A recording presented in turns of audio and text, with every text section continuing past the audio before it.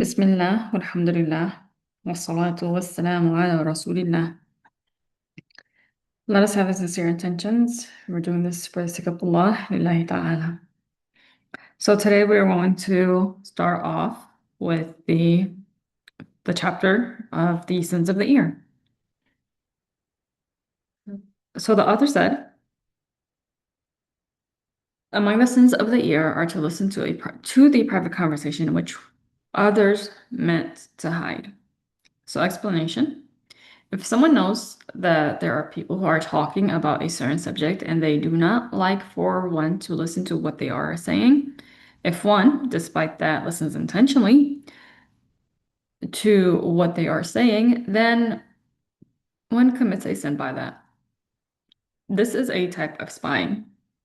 In a Sahih hadith narrated by Al-Bukhari, the Prophet ﷺ said, which means if someone listens intentionally to the private discussions of other people while they do not want him to listen, on the day of judgment, melted lead would be poured in his ear.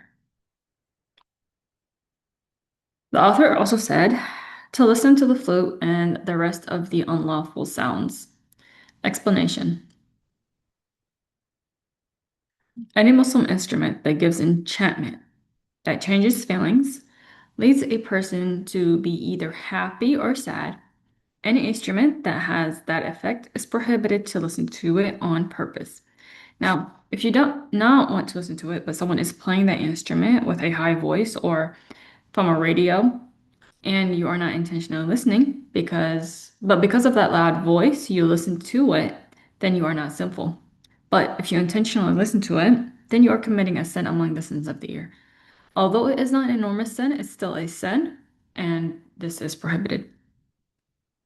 The Prophet ﷺ said, which means in the future, among my nation, some people will commit types of sin. The Prophet ﷺ mentioned zina. Another type is wearing silk, and this is because it's prohibited for the men to do that, drinking alcohol. And the fourth is that the Prophet mentioned, والسلام, listening to prohibited musical instruments. So this includes the lute, the flute, violin, piano, what is similar. I think it was like the wind instruments, the string instruments are definitely the two categories that fall under that we have to stay away from. So now what does not give enchantment, like the drums, it's permissible to listen to them. Even if these affect the heart, because there is a difference between affecting the heart and giving enchantment. If someone unintentionally hears these sounds, that is the sounds of the flute, one has to hate such matter to be clear of from sinning. So this is because it's prohibited. Like, don't we need to hate the sins, even if those sins are done by others? And this is I want to say, I think it's an obligation of the heart to hate sins and sins that are done by others. So if one hears it without his intention, to be totally clear of this issue, he needs to hate this issue. If he can stop this prohibited matter, he does it. And this depends on the situation. If he knows that the one who is doing it will listen to him if he tells him, hey, stop listening to music or stop listening to these instruments specifically, then he tells him to stop. So it depends on the situation. But in all cases, he needs to hate listening to these instruments in the heart. And if he cannot stop this issue from taking place, then he leaves like the session. To listen to gossip. The author said to listen to gossip about a Muslim that one hates to be said, or to listen to talebearing that stirs up enmity among Muslims and the like. So one is sinful if one hears this involuntarily and hates it, but if one is able, then one must renounce it. So earlier we mentioned that gossiping and talebearing are the sins of the tongue. So that means if someone is really actually talking. But here, if someone is not necessarily talking, but he is listening to the gossip and he's not stopping it and he's like enjoying it, then one is sinful. So if some people are sitting together in a circle gossiping, if one person is sitting with them in that circle, he's not talking, but he's listening, he is sinful by that. He is committing a sin among the sins of the ear. Likewise, if some people are talebearing, if this person is listening to it, then he's committing that sin. As we said, if one cannot stop this issue, one has to hate it and leave the session, except if he has an excuse for that. And that's it for the sins of the ear. Now we'll talk about the sins of the hand. The author said, among the sins of the hand are to give short, i.e., to cheat, when measuring by volume, weight, or arm length. Explanation. When buying,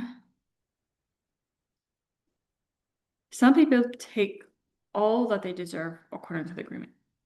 So, for example, if they make a contract to buy 10 pounds, then they take 10 pounds. On the other hand, when it comes to selling, they trick the buyer by not using the complete correct measurements to get more profit, and they let the buyer think that he or she is getting, let's say, 10 pounds, when truly the buyer is getting 9. So it's mentioned in the Quran, in Surah Al-Mutaffifin. Allah threatens the ones who do not, sorry, Allah threatens the ones who do that with a severe punishment in the hereafter, right? وَيْلٌ لِلْمُطَفِّفِينَ. So some people, when they sell material, when they measure according to the length of their hands sometimes, or their arms. So when they buy, they stretch their arms to get more. And when they sell, they don't stretch. So they bend the arm so that the length of the arm is shorter. So that way they get more profit. And this kind of cheating is an enormous sin. And do not think that this does not happen in today's time. So I saw a video in Walmart of a guy measuring a potato sack. The potato sack on the bag is said 5 pounds. But when this guy put the potato sack on the scale that the store has, it turned out to be 3 pounds. And it wasn't just this one stack. He tried like 3 to 5 different stacks. So check your produce. And sometimes they put a price tag when shopping, but when you check out, the price is different. So don't think that this habit, this pattern is different, and don't think that you will be, or like this is not only for people who are dealing in like the marketplace and one-on-one in technology and prices and all that stuff. It still happens. The author said to steal. If one steals the equivalent of if one steals the equivalent of 1/4 of a dinar from a secure place, one's right hand will be cut off. If one steals again, the left foot will be amputated. Then for the third stealing, one's left hand, and for the fourth stealing, one's right foot. Explanation. So stealing is a huge sin by consensus. Every Muslim, whether knowledgeable or not, knows that this is prohibited. Stealing in the religion means to take the belongings of someone else in a concealed way from the place where such thing is usually kept. So for example, usually the furniture, where is it kept? It's in the house, it's not in the street. So if someone enters the house at night, for example, takes the furniture, then this type of stealing, then this is the type of stealing that we are talking about. If you bring the furniture, you put it outside in front of the door of the house because you want to bring them in, and in the meantime, someone comes and takes your furniture from outside, this is not haram. This is haram. This is haram. This is prohibited, but it isn't, this is not the stealing that we are talking about here. So meaning, according to the religious rules, his hand would not be cut off if he takes the furniture from outside the house if they were in a street, because the street is not a place where those things are usually kept. If the stolen item has a value of 1/4 of golden dinar, that is, 100% gold, then the one who steals this thing deserves, in the rules of the religion, for his hand to be cut off. And all of you know, nowadays they do not apply these rules. But we are mentioning what is originally the rule of the religion in the religion. So the place where these items are usually kept differ from one situation to another, from one country to another. So it differs depending on the type of belongings. So, for example, a car is not kept in a safe place where money is kept. Clothes are not kept in a place where money is usually kept. So it differs depending on that. So where do you keep the money here in America differs from where people keep the money in Africa, for example. So again, it differs from one location to another. It depends on the situation, and it also depends on type of belongings. If someone steals what is equivalent to 1/4 of a dinar, then his right hand would be cut off from his wrist. If one steals 10 times or 20 times and then he's taken before the judge, and let's assume the judge is judging according to the religious rules, then this judge would order for his right hand to be cut off one time. After that, after his hand is cut off, if he steals again, 1, 2, 4 times, then he's taken to the judge again, then his left foot would be cut off. If he steals after that, then his left hand would be cut off, right? And if he steals after that, then his right foot would be cut off. If he steals after that, the ruler punishes him with a suitable punishment. He does not kill him, for example. He punishes him with a suitable punishment. After the hand, for example, to do something uh, to stop the bleeding, what they usually do was, they put the hand in boiling oil, so immediately the bleeding stops. So this is how one does not die out of bleeding, and this is obviously what they used to do.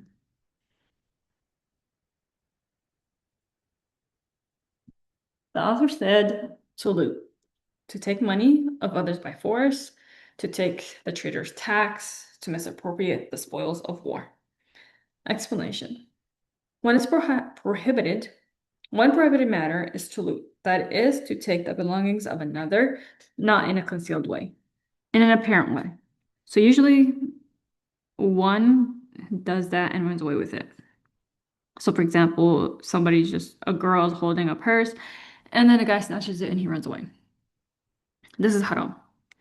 Another type of sinning is taking the belongings of others, relying on one's force, one's social status, or the like.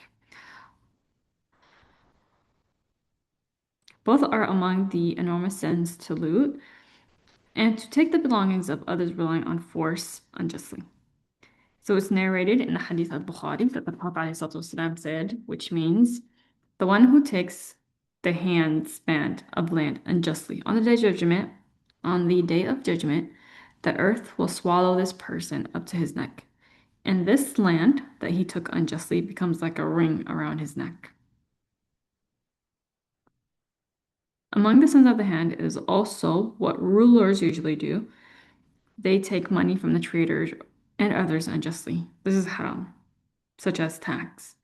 In the rules of the religion, the spoils of war are gathered, and 1/5 of them is put aside to be spent in a specific way determined in the Quran. And the 4/5 are distributed among the members of the army. If one soldier take them, if one soldier takes from the spoils of war before the separation and he hides it, so he gets a bigger share, this act is haram and is an enormous sin. At the time of the Prophet ﷺ, he had someone who took care of his belongings. Then this person died. Some people praised him, but the Prophet ﷺ said no. This person took a piece of material called in Arabic a shamla, and it's not very expensive. So he took it from the spoils of war and he hid it. And the Prophet told him that he deserves to be tortured in a hellfire because of what he did. So this is an enormous sin. And this man, he did not die as a martyr because the one who dies as a martyr, his sins would be forgiven. The author said to kill. An expiation, kafara, is always due for killing. That is to free a Muslim slave who has no defects. If unable, one fasts 2 consecutive lunar months. The deliberate killing is punishable by death, except if the heirs of the killed person forgive the killer for an enmity or for free. In this case, in the case of killing by mistake and the accidental killing by assault, the due enmity is 100 camels for free. The male Muslim victim So for the male Muslim victim. So 100 camels for the free male Muslim victim, and half of that for the free female Muslim victim. The enmity varies with.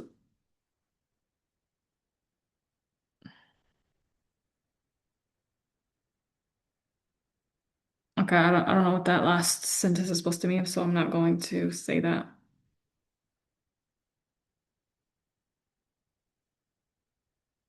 Oh, the enmity varies with the way the killing took place, I believe.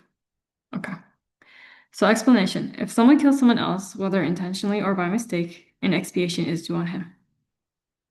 This expiation is to free a Muslim slave that has no defects that prevents him or her from working. If he cannot, if he is unable, he needs to fast 2 consecutive months. So the teacher said I did not say 60 days. I said 2 consecutive lunar months because 2 lunar months might be less than 60 days. These 2 months need to be consecutive. So even if he breaks his fast the last day, he needs to repeat the fasting from the start. This is 2 consecutive months, lunar months. When someone kills another person, either this killing takes place intentionally or not.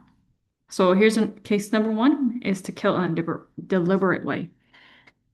If this killing is a deliberate killing, then the killer is punished by killing. So the punishment of the killer is to be killed. When we say deliberate killing, what do we mean by that? We mean for someone to hit another person intentionally, to hit him with something that usually kills, whether it's sharp or not, whether it's a sword or a rock. So to hit someone, aiming specifically at that person with something that usually kills, this is what we call deliberate killing. Obviously, if this person is killed. Now, if the inheritors of the killed person, the relatives of the killer, of the killed, sorry, the relatives of the killed, excuse this person from this punishment, then the killer would not be killed.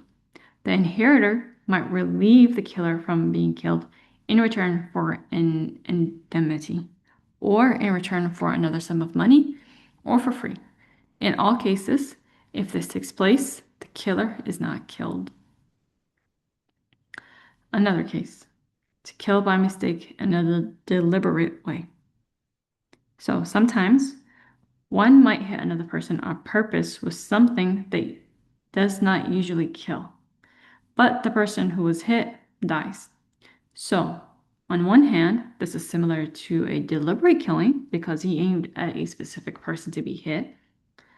On the other hand, it resembles the killing by mistake because he hit him with something that does not usually kill.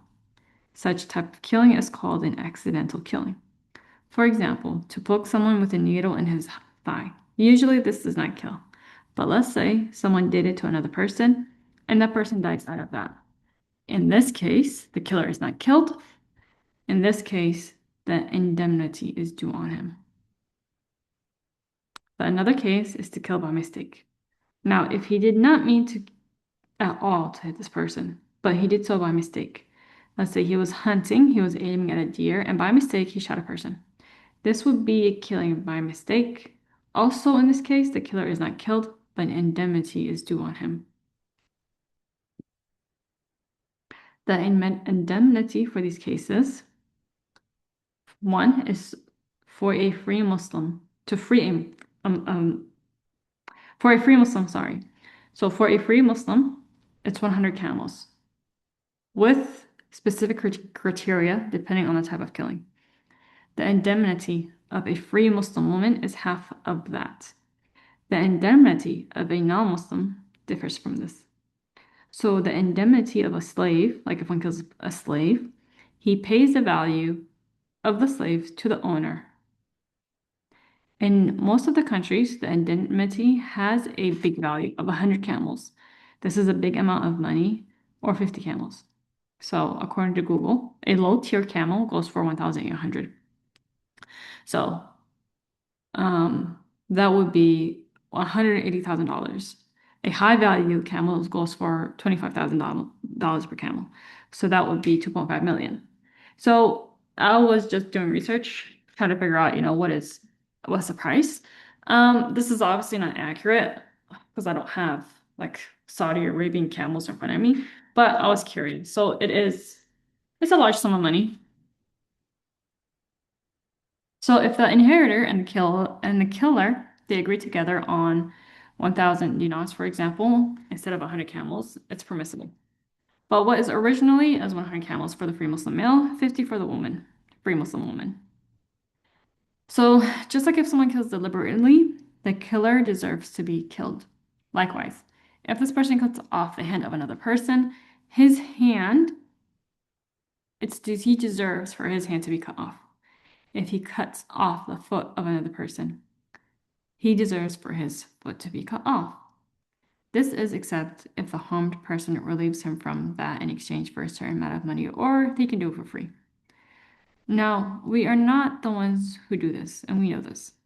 So be careful when we say that the one who kills someone else deserves to be killed, the one who cuts off the hand of someone else deserves for his hand to be cut off, and so on. We do not mean that we do it ourselves or the other person do it himself. Like we don't take justice in our own hands. And even if this occurs in a country where the rules of Sharia are applied, the judge does that. The judge enforces it. It's not like everyone does whatever he thinks about this issue or he goes out killing and cutting hands and so on. This is not permissible. It's not permissible to do that. So we still need to mention one thing. Killing oneself, suicide, it's an enormous sin, but it's not kufr. Suicide is not blasphemy, but it is an enormous sin after blasphemy. That is, the person does not commit suicide. So if the person does not commit suicide objecting to Allah, then this is when it comes blasphemy. But killing oneself is still haram because you're still committing murder. You're murdering yourself. You don't have ownership of yourself. You don't get to do that. So it's haram. So what some people say that suicide is blasphemy. Some people say that, just plainly without any details, and this is not correct. This is not the proper judgment. So questions from the class. A 1 gram of gold is about a quarter of a golden dinar. So that is a required amount for it to be considered stealing. Again, stealing in a concealed manner from the place where it's usually kept. If one of the inheritors relieves the killer from being killed, he would not be killed. Yeah, we already mentioned that. So the fetus, it becomes alive. It happens after 4 months of pregnancy. So this is when the soul is put into the body. After that, this fetus becomes alive. So killing the fetus after that is a crime. It's not permissible, and if someone does it, he has to pay to the inheritors. This includes the doctor. But before that, let's say 2 months, it's not haram. It's not considered killing. If someone kills 2 people, then he fulfills 2 expiations. So that means he would fast like 4 lunar consecutive months, 4 lunar consecutive months, 200 camels if it's 2 free males. Yeah, and like okay. Barakallahu fikum. Again, if you guys have any questions, just let me know. Send me a message on WhatsApp. Let us say تهليل الصلاة على النبي لا إله إلا الله لا إله إلا الله لا إله إلا الله اللهم صل على سيدنا محمد وعلى آله وصحبه وسلم اللهم صل على سيدنا محمد وعلى آله وصحبه وسلم اللهم صل على سيدنا محمد وعلى آله وصحبه وسلم بارك الله فيكم السلام عليكم